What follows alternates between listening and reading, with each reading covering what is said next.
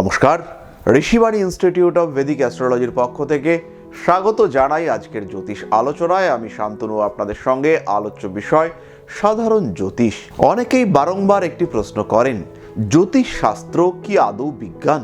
এই প্রশ্নটির উত্তর নিয়েই আমাদের আজকের আলোচনা। আমার স্বল্প জ্যোতিষ শাস্ত্রের প্রতি যে জ্ঞান রয়েছে তার সাপেক্ষেই আমি এই আলোচনা করবার চেষ্টা করব এবং আশা করি আমি আপনাদের যে প্রশ্ন সেই প্রশ্নের উত্তর দিতে সক্ষম হব।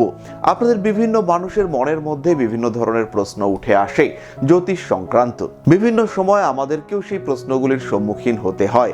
তার মধ্যে প্রশ্ন রয়েছে যে সূর্যকে বলে গ্রহ, চন্দ্রকে বলে গ্রহ, কখনো রাহু কেতুকে বলে গ্রহ। যাদের কোনো বাস্তবিক অস্তিত্বই নেই তাদেরকে এই জ্যোতিষীরা বলে গ্রহ। তো এই যে কনসেপ্ট, এগুলি কিন্তু মানুষের মধ্যে রয়েছে। আপনারা যারা আমাদের এই আলোচনাগুলি দেখেন তাদের মধ্যেও এই প্রশ্নগুলি আসে। এই রকম কিছু প্রশ্নের উত্তর এবং তার সঙ্গে জ্যোতিষ শাস্ত্র কি আদৌ বিজ্ঞান, এই প্রশ্নের উত্তর নিয়ে আজকে আমি আপনাদের সঙ্গে। প্রথমেই বলি, জ্যোতিষ যে শাস্ত্র এটি বেদান্তের সঙ্গে সম্পর্কিত। বেদান্তের যে 6টি পার্ট তার মধ্যে রয়েছে শিক্ষা, ছন্দ, কল্প, ব্যাকরণ, জ্যোতিষ এবং নিরুক্ত। জ্যোতিষকে একটি বেদান্তের অংশ হিসেবে গুরুত্ব দেওয়া হয়েছে। সুতরাং এটি পরবর্তী বৈদিক যুগের একটি অংশ হিসেবে আমরা একে ট্রিট করতে পারি। গ্রহ, নক্ষত্র, এদের অবস্থা এগুলির সম্পর্কে বা এগুলির সাপেক্ষে ভবিষ্যৎ গণনা করবার একটা প্রথা, সেটি প্রাচীন যুগ থেকেই চলে আসছে। এই ভবিষ্যৎ দেশের হতে পারে, এই ভবিষ্যৎ রাজ্যের হতে পারে, এই ভবিষ্যৎ কোনো একটি দলের হতে পারে, কোনো একটি ইন্ডিভিজুয়াল মানুষের হতে পারে, কোনো একটি বিষয়ের হতে পারে, কোনো একটি ঘটনার হতে পারে। তো এই অতীত, বর্তমান, ভবিষ্যৎ এইগুলি নিয়ে চর্চা, তারই নাম হলো জ্যোতিষ। পরবর্তীকালে ধীরে ধীরে এই শাস্ত্রের উন্নতি হয়েছে। আরও বিভিন্ন মানুষ তাদের যে সমস্ত চিন্তা ভাবনা সেগুলি এর মধ্যে যুক্ত করেছেন। বর্তমান যুগেও এই শাস্ত্রের বিবর্তন ঘটে চলেছে। প্রশ্নটি হলো, এই শাস্ত্রকে কি আমরা সরাসরি বিজ্ঞান বলতে পারি? এই প্রশ্ন এটি বেশ জটিল একটি প্রশ্ন। তার আগে আমরা আরও কয়েকটি বিষয়ের প্রশ্নের উত্তর আপনাদেরকে দেব। কমেন্ট বক্সে একজন প্রশ্ন করেছেন যে সূর্য এবং চন্দ্র এদের মধ্যে একটি নক্ষত্র এবং অপর একটি হচ্ছে উপগ্রহ, তাহলে এদেরকে আপনারা গ্রহ হিসেবে বলেন কেন? এই ক্ষেত্রে একটা ছোট্ট বিষয় আমাদেরকে বুঝতে হবে যে ভৌগোলিক গ্রহ বা জ্যোতির্বিজ্ঞান সম্পর্কিত গ্রহ আর জ্যোতিষ সম্পর্কিত গ্রহ, এদের ডেফিনেশন কিন্তু আলাদা। জ্যোতির্বিজ্ঞানে আমাদের পৃথিবী কেন্দ্রিক কক্ষপথ চিন্তা করা হয় না, পৃথিবী সূর্যের চারপাশে ঘোরে। কিন্তু জ্যোতিষ চর্চার ক্ষেত্রে পৃথিবী সাপেক্ষে অপরাপর গ্রহ, উপগ্রহ, নক্ষত্র ইত্যাদির যে মুভমেন্ট সেইটাকে ক্যালকুলেট করা হয়। এইটি হচ্ছে গিয়ে একটি জিওসেন্ট্রিক অরবিট, এটি একটি আপেক্ষিক গতি। এটি কিন্তু প্রকৃত গতি নয়, অর্থাৎ সূর্য সাপেক্ষে পৃথিবীর গতি নয়, পৃথিবী সাপেক্ষে পৃথিবী থেকে সূর্যকে যে অবস্থায় দেখতে পাওয়া যায় তার সাপেক্ষে এই জ্যোতিষ চর্চা করা হয়। এই অংশটি কিন্তু অবৈজ্ঞানিক নয়। আপেক্ষিক গতির চর্চা আমরা সকলেই করি এবং আপেক্ষিক গতি এই বিষয়টি আমরা প্রত্যেকেই জানি। যারা আমরা ছোটবেলায় নৌকা, স্রোত ইত্যাদির অঙ্ক করেছি, স্রোতের দিকে, স্রোতের অনুকূলে, স্রোতের প্রতিকূলে, এই সমস্ত ক্ষেত্রে আমরা আপেক্ষিক গতি শব্দটা ব্যবহার করেছি। ট্রেনের সাপেক্ষে স্টেশনের গতি, লিফটের গতি, এখানেও আমরা আপেক্ষিক গতি, আপেক্ষিক ত্বরণ, বন্ধন এই সমস্ত শব্দ দেখতে পেয়েছি। তাহলে গ্রহদের সংজ্ঞাটা প্রকৃতপক্ষে কি? জ্যোতিষ মতে গ্রহরা হলেন সেই সমস্ত আবর্তনশীল বস্তুপিণ্ড বা বিন্দু, কাল্পনিক বিন্দু হতে পারেন, বাস্তব বিন্দু হতে পারেন, যারা পৃথিবী পৃষ্ঠস্থ সমস্ত জীবকুল বা বিভিন্ন ঘটনাবলীর উপর কিছু প্রভাব বিস্তার করেন। একটি আবর্তনশীল সিস্টেম, একটি সিস্টেম যেটা পরিভ্রমণ করছে মহাকাশ বা ব্রহ্মাণ্ডে, একটা ভাসমান অবস্থায় এই সিস্টেম রয়েছে। এই যে সিস্টেম অর্থাৎ সৌরজগৎ, এর মধ্যে মুভ করছে বা এর মধ্যে ঘুরছে যত রকম বস্তুপিণ্ড, তারা সকলেই পৃথিবীর ওপরে কিছু না কিছু প্রভাব বিস্তার করতে পারে। কোনো প্রভাব যদি বিস্তার না করে সেই ক্ষেত্রেও অবশ্যই মাধ্যাকর্ষণ বল বা গ্র্যাভিটেশনাল ফোর্স তার মধ্যে পড়বে এবং এই যে মাধ্যাকর্ষণ বলের একটা সন্তুলিত অবস্থা, সেটাই কিন্তু পৃথিবীকে পৃথিবীর জায়গায় ধরে রেখেছে। আমরা জানি যে যখন কোনো উল্কাপিণ্ড আসে তার বেশিরভাগই বৃহস্পতি বা শনির দ্বারা আকৃষ্ট হয়, ফলে এরা কিন্তু পৃথিবীর উপরে একটা রক্ষণাত্মক ব্যবস্থা চালু করে রেখেছে, এটা বিজ্ঞানের মধ্যেই পড়ে। কিন্তু বৃহস্পতির যে প্রভাব আমাদের জীবনে পড়ে, জ্যোতিষ সম্পর্কিত প্রভাব, আমাদের পুষ্টি, আমাদের সামাজিকতা, আমাদের বৃদ্ধি, আমাদের জ্ঞান, আমাদের অভিজ্ঞতা, আমাদের সমাজের প্রতি দায়বদ্ধতা, এই সমস্ত বিষয়কে বৃহস্পতি নিয়ন্ত্রণ করেন কি করেন না, এই প্রশ্নের উত্তর কিন্তু পুরোপুরি বিজ্ঞান ভিত্তিক হওয়া মুশকিল। তবে এই বিষয়টি নিশ্চিত যে পৃথিবীর উপর এই যে গ্রহমণ্ডলী, চন্দ্র, সূর্য, এদের ইম্প্যাক্ট রয়েছে। যে যত কাছে রয়েছেন তার ইম্প্যাক্ট তত বেশি, যে যত দূরে রয়েছেন তার ইম্প্যাক্ট তত কম, এরকম একটা সিস্টেম আমরা ভাবতে পারি। আবার যদি আমরা নিউটনের মহাকর্ষ সূত্রের কথা একবার ভাবি, সেই ক্ষেত্রে রয়েছে এই ভর, অর্থাৎ পৃথিবীর আকার এবং সূর্যের আকার বা অন্য কোনো বস্তুপিণ্ডের আকার, এই আকার দুটি যা বা ভর যা, তার গুণফল এবং দূরত্ব বাড়লে আকর্ষণ বা প্রভাব কমবে, আর এদের ভর বৃদ্ধি পেলে আকর্ষণ বা প্রভাব সেটি কিন্তু বাড়বে। এই অংশটি বিজ্ঞান। কিন্তু একজন মানুষের ডিপ্রেশন, সাবকনশিয়াস মাইন্ডের অ্যাক্টিভিটি, তার উপরে শনি গ্রহের প্রভাব কতটা, সেটিকে কিন্তু আমরা পুরোপুরি বিজ্ঞানসম্মত বলতে পারি না। বৃহস্পতি 12 বছরে একবার প্রদক্ষিণ করে। পৃথিবী সাপেক্ষে বৃহস্পতির যে আপেক্ষিক গতি, সেটাও কিন্তু এই 12 বছরেই একবার পৃথিবী সাপেক্ষে ঘুরে আসে। এটা বিজ্ঞান। কিন্তু একজন মানুষের জ্ঞান এবং একজন মানুষের দেবতার প্রতি ভক্তি বা ঐশ্বরিক বিশ্বাস, তার উপরে যে বৃহস্পতির প্রভাব, সেই জায়গাটি কিন্তু বিজ্ঞানসম্মত নাও হতে পারে। জ্যোতিষ শাস্ত্রে আমরা রাহু কেতু বলে দুটি বিন্দুর অবতারণা করে থাকি। কেউ এদেরকে ছায়া গ্রহ হিসেবে নাম দিয়ে থাকেন। ছায়াগ্রহ নাম দেওয়ার একটা কারণ রয়েছে।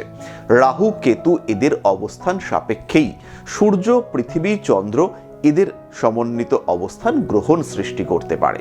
যখনই গ্রহণ সৃষ্টি হয়, তখনই রাহু কেতু নামক বিন্দু দুটি, সূর্য, চন্দ্র, পৃথিবী, এরা সবাই একই রেখায় অবস্থান করে এবং রাহু কেতুর সঙ্গে সংযুক্ত হলেই চাঁদের ছায়া পৃথিবীর ওপর পড়ে অথবা পৃথিবীর ছায়া চাঁদের ওপর পড়ে। তাই জন্য এই ছায়া উৎপাদক বিন্দু দুটি বা ছায়া উৎপাদক অবস্থা সূচনাকারী বিন্দু দুটিকে ছায়াগ্রহ হিসেবে নাম দেওয়া হয়েছে। আমরা ছোটবেলায় পড়েছি যে প্রত্যেক অমাবস্যা বা প্রত্যেক পূর্ণিমায় গ্রহণ হয় না। তার কারণ হচ্ছে এই যে পৃথিবী, সূর্য, চন্দ্র, এদেরকে এক সরল রেখায় থাকতে হবে এবং অবশ্যই এই রাহু এবং কেতু এই বিন্দু দুটিকেও কিন্তু এই সরল রেখা বরাবরই থাকতে হবে। এই কারণেই এদেরকে ছায়াগ্রহ বলা হয় এবং এরা যখনই এক সরল রেখায় থাকবে, তখনই কিন্তু একজন আরেকজনের ছায়া দ্বারা অদৃশ্য হবে। এই কারণেই এদেরকে ছায়াগ্রহ বলা হয়। এরকম নয় যে এরা ছায়া হয়ে থাকে, এরা অদ্ভুত, এরা অদৃশ্য, এরকম নয়। পৃথিবী সাপেক্ষে সূর্যের যে কক্ষতল এবং চন্দ্রের যে কক্ষপথ, তাদের যে ছেদবিন্দু দুটি, সেই দুটিকেই রাহু এবং কেতু হিসেবে আখ্যায়িত করা হয়। এদের আবর্তন কাল বা পৃথিবী সাপেক্ষে এদের ঘূর্ণন কাল, সেটা হচ্ছে প্রায় 18 বছর। এই যে 18 বছর এদের ঘূর্ণন কাল, এটা কিন্তু বিজ্ঞানসম্মত। কিন্তু রাহু কেতু আমাদের মনের মধ্যে অতৃপ্তি সৃষ্টি করে। কেতু আমাদের একটা অনিয়ন্ত্রিত শারীরিক অবস্থা নির্দেশ করে, আমাদের ইনঅ্যাক্টিভ অবস্থা, তার সঙ্গে সঙ্গে সাবকনশিয়াস মাইন্ডের অ্যাক্টিভিটি ইন্ডিকেট করে। এর যুক্তি আপনি খুঁজতে চাইলে বিজ্ঞান কিন্তু আপনাকে এর যুক্তি দিতে পারবে না। গ্রহ, নক্ষত্র, এদের যে অবস্থা এবং অবস্থান, সেটিকে নির্দেশ করবার জন্য কিছু অঙ্ক রয়েছে। সেই অঙ্কের পেছনে অবশ্যই বিজ্ঞান রয়েছে এবং বিজ্ঞান রয়েছে বলেই আমি একজন মানুষের কুণ্ডলী তৈরি করি বা আর একজন তৈরি করুক বা আপনি তৈরি করুন, সেই কুণ্ডলী কিন্তু একই হবে। যেখানকার কুণ্ডলী, যে সময়ের কুণ্ডলী, যে মানুষই সেই কুণ্ডলী করুন না কেন, প্রত্যেকবারে সেই কুণ্ডলী এক হবে। ভুল হতে পারে সেই মানুষের, সেটা ভুল, সেটা কিন্তু সিস্টেমের ভুল নয়। এখানে যোগ, বিয়োগ, গুণ, ভাগ প্রভৃতি অঙ্ক রয়েছে। অঙ্ক করবার সময় আমরা ভুল করতেই পারি। যোগের ভুল হতে পারে, গুণে ভুল হতে পারে, সেটা হতেই পারে, কিন্তু সেটা কারেকশন করলে পরে আবার একই কুণ্ডলী আসবে। তাই এই যে অংশটি, অর্থাৎ কুণ্ডলী নির্মাণ, এইটি পর্যন্ত আমরা বিজ্ঞানের মধ্যে ফেলবো। এটিকে আমরা জ্যোতির্বিজ্ঞানগত অংশ হিসেবে ধরতে পারি, অর্থাৎ গণিত, জ্যোতিষ। এটা কিন্তু প্রত্যেকের ক্ষেত্রেই এক, সকলেই একই সূত্র ফলো করেন, কারোর ক্ষেত্রে থিম আলাদা হতে পারে। আমি জন্মকুণ্ডলী তৈরি করলাম, সূর্য রয়েছে মেষ রাশিতে, আরেকজন আপনার জন্মকুণ্ডলী তৈরি করলো, সূর্য রয়েছে বৃষ রাশিতে, তাহলে দুজনের মধ্যে একজন অবশ্যই ভুল। যার ভুল সেটা ঠিক করলে পরেই সূর্য নির্দিষ্ট রাশিতেই হবে, দুজনের ক্ষেত্রেই হবে। তাই এই অংশটি বিজ্ঞানসম্মত। এরপরে মানুষের মধ্যে একটি প্রশ্ন আসে যে এই যে গ্রহদের প্রভাব আমরা করি, তাহলে আমাদের সবচেয়ে কাছের গ্রহ অর্থাৎ পৃথিবী, যার ওপরেই আমরা রয়েছি, তাকে তো আমরা কখনোই ক্যালকুলেট করি না। তাকে আমরা কোথায় রাখি? তাকে নিয়েই আমরা ক্যালকুলেট করি, এবং সেই কারণেই আমাদের সমস্ত ক্যালকুলেশন হয় লগ্ন সাপেক্ষে। মহাবিশ্বে পৃথিবীর অবস্থান, পৃথিবীর পূর্ব দিগন্ত নির্দেশ করে লগ্নবিন্দু, এবং লগ্নবিন্দু সাপেক্ষেই পৃথিবীর অবস্থান, সেই জায়গাটির অবস্থান নির্দেশিত হয়, এবং লগ্নই আমাদের সার্বিক ঘটনা নির্দেশ করে। লগ্নের কোয়ালিটি, লগ্নের স্ট্রেংথ, লগ্নের বলবত্তা, লগ্নের শুভাশুভত্ব, তার মাধ্যমেই একটা মানুষ কতটা প্রাপ্ত হবে জীবনে সেটা নির্দেশিত হয়। সুতরাং জন্মকুণ্ডলিতে যারা মনে করেন পৃথিবী নেই, তারা ভুল মনে করেন। পৃথিবীর সাপেক্ষেই জন্মকুণ্ডলী নির্ধারিত হয়, এবং পৃথিবীর অবস্থা এবং অবস্থান সেটি নির্দেশ করে লগ্নবিন্দু, এবং সমস্ত বিচার সেগুলি কিন্তু আমরা করি লগ্নবিন্দু সাপেক্ষে। আর লগ্নের ইন্ডিভিজুয়াল বিচার সেটা কিন্তু পৃথকভাবে করা হয়, এবং লগ্ন সাপেক্ষেই একজন জাতক সারা জীবনের ফল সেগুলি কিন্তু প্রাপ্ত হয়। তাহলে এতক্ষণের আলোচনায় আমরা একটি বিষয় বুঝতে পেরেছি যে জ্যোতিষশাস্ত্র অর্থাৎ ব্যবহারিক জ্যোতিষশাস্ত্র, ফলিত জ্যোতিষশাস্ত্র, প্রেডিক্টিভ জ্যোতিষশাস্ত্র, এটিকে কিন্তু আমরা দর্শন হিসেবে আখ্যায়িত করতে পারি। এটি কিন্তু বিজ্ঞান নয়। কিন্তু গণিত জ্যোতিষ, অঙ্ক করা, যেখানে অঙ্ক কষে আমরা গ্রহ অবস্থান নির্ধারণ করছি আমাদের কুণ্ডলী পর্যন্ত, সেই পর্যন্ত কিন্তু এটি বিজ্ঞানসম্মত, এবং বিজ্ঞান হিসেবেই একে আমরা ট্রিট করতে পারি। কিন্তু যখন আমি আপনার জন্মকুণ্ডলী বিচার করব, তখন কিন্তু আমি বিজ্ঞান ছেড়ে দর্শনে প্রবেশ করব। এখানে ইনটিউশন অনেকটাই বেশি গুরুত্বপূর্ণ। এখানে বহু রকম কম্বিনেশন হতে পারে, এবং সেই কম্বিনেশনের নির্ধারিত ফল সেটা নাও হতে পারে। বহু জন্মকুণ্ডলী প্রেডিক্ট করতে আমরা ব্যর্থ হই, নির্দিষ্ট ঘটনাটিকে খুঁজে পেতে আমরা অসফল হই। যদি জ্যোতিষশাস্ত্র পরিপূর্ণ বিজ্ঞানসম্মত হতো, সিস্টেমেটিক হতো, তাহলে তার আউটকাম সেটা কিন্তু ফিক্সড হতো। যেমন সোডিয়ামের সঙ্গে ক্লোরিনের বিক্রিয়ায় বারংবার সোডিয়াম ক্লোরাইড উৎপন্ন হবে, এখানে কিন্তু পঞ্চম ভাবের সঙ্গে রাহুর অবস্থানে বারংবার সন্তান নাশ হয় না। সেখানে বহু আউটকাম হতে পারে, আমাদেরকে একটা চয়ন করতে হবে। সেখানে শিক্ষায় বাধা আসতে পারে, সেখানে সাফল্যে ঘাটতি আসতে পারে, সেখানে কোনো অ্যাডিকশন আসতে পারে, কোনো ফাইন্যান্সিয়াল অ্যাডিকশন, জুয়া খেলার প্রতি প্রবণতা আসতে পারে, ফাটকা ইনকামের প্রতি আগ্রহ আসতে পারে, প্রেমের ক্ষেত্রে কন্টিনিউয়াস ডিস্টারবেন্স আসতে পারে, ক্রিয়েটিভিটি বিপর্যস্ত হতে পারে। পঞ্চম ভাবস্থ রাহুর অবস্থানের কারণে জমি জায়গা বিক্রি করে সেই টাকা নষ্ট করে ফেলবার প্রবণতা সৃষ্টি হতে পারে। পঞ্চম ভাবের কারণে মায়ের দাঁতে প্রচন্ড সমস্যা আসতে পারে। পঞ্চম ভাবের রাহুর কারণে ব্যাপক পরিমাণে পারিবারিক অশান্তি নির্দেশিত হতে পারে, গর্ভনাশ নির্দেশিত হতে পারে পঞ্চম ভাবস্থ রাহুর কারণে। বিবাহিত জীবনে অতৃপ্তি, পরকীয়া প্রেমের প্রতি আকর্ষণ নির্দেশিত হতে পারে পঞ্চম ভাবস্থ রাহুর কারণে। তাহলে এই যে ঘটনা, একটি আমি উদাহরণ দিলাম, এরকম অসংখ্য ঘটনা ঘটতে পারে একটি কম্বিনেশনের রেজাল্ট হিসেবে। একে কিন্তু প্রপারলি আইডেন্টিফাই করা মুশকিল। কে কত প্যারামিটার বেশি ইউজ করছে, কে নবাংশ কুণ্ডলী ইউজ করছে, কে 16টা বর্গ কুণ্ডলী ইউজ করছে, কারা আরও ডিভিশন ইউজ করছে, কারা সাবলর্ড থিওরি ইউজ করছে, কারা অষ্টক বর্গ ইউজ করছে, তার উপরে কিন্তু ফলাদেশের গভীরতা বৃদ্ধি পাবে। যত ফলাদেশের গভীরতা বৃদ্ধি পাবে, ততই ফলাদেশের বিস্তার সেটাও কিন্তু বৃদ্ধি পেতে থাকবে। ফলে স্পেসিফিকেশন আসাটা কিন্তু খুব টাফ। আরও একটা বিষয়, যত আমরা প্যারামিটার অ্যাড করতে থাকবো, তত যেটা বললাম যে ফলের গভীরতা সেটা কিন্তু বাড়তে থাকবে। ফলে নতুন নতুন কনফিউশন আরও ক্রিয়েটেড হতে শুরু করবে। যদি এর সঙ্গে আমরা হোরারি অ্যাস্ট্রোলজি বা মুহূর্ত বিচার সেটিকেও যুক্ত করি, তাহলে আমরা একদিকে যেমন পারফেকশনের দিকে যেতে পারবো, তেমনই কিন্তু অন্যদিকে বেড়ে উঠবে কনফিউশন। যদি ব্যাপারটি পুরোপুরি বিজ্ঞানসম্মত হতো, তাহলে যত আমি বেশি প্যারামিটার ইউজ করতাম, যত আমি ডিসাইডিং ফ্যাক্টর বেশি ইউজ করতাম, তত কিন্তু প্রবাবিলিটি অফ ক্যান্সেলেশন সেটা বাড়তো এবং সরাসরি আমি নির্দিষ্ট ঘটনার দিকে এগিয়ে যেতে পারতাম। কিন্তু এই ক্ষেত্রে বেড়ে উঠতে থাকে কনফিউশন। ধরে নেওয়া যেতে পারে যে একজন ভদ্রলোকের একাদশপতি তিনি সপ্তমে রয়েছেন বা সপ্তমপতি দ্বিতীয় রয়েছে। তাহলে এটা হতে পারে যে এই ভদ্রলোক তার আয় উপার্জন সঞ্চয় তার উপরে তিনি তার স্ত্রীর উপরে ডিপেন্ড করবেন। আদৌ তিনি স্ত্রীর উপরে ডিপেন্ড করবেন কিনা এইটা দেখতে গিয়ে আমরা চলে গেলাম অষ্টক বর্গ কুণ্ডলিতে এবং তার সঙ্গে সঙ্গে বর্গ কুণ্ডলী অর্থাৎ নবাংশ কুণ্ডলিতে। নবাংশ কুণ্ডলিতে আমি গিয়ে দেখলাম যে দ্বিতীয় পতি তিনি অষ্টম ভাবস্থ এবং সপ্তম পতি তিনি দ্বাদশে অবস্থান করে রয়েছেন। এই ক্ষেত্রে কিন্তু নতুন কিছু প্রবাবিলিটি তৈরি হলো, নতুন কিছু ঘটনার সংকেত আমি পেলাম। এই ক্ষেত্রে পরকীয়া প্রেমের একটা সম্ভাবনা, এই ক্ষেত্রে অর্থনৈতিক দিক থেকে খানিকটা চাপ সেইগুলি সৃষ্টি হয়ে এলো।